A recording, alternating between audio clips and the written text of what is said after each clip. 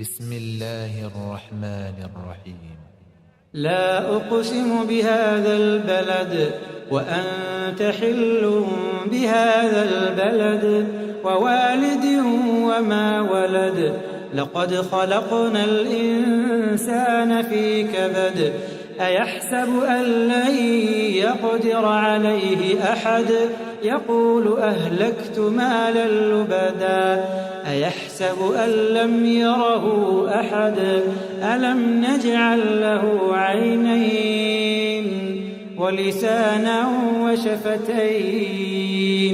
وهديناه النجدين فلاقتحم العقبة وما أدراك ما العقبة فك رقبة أو إطعام في يوم ذي مسغبة يتيما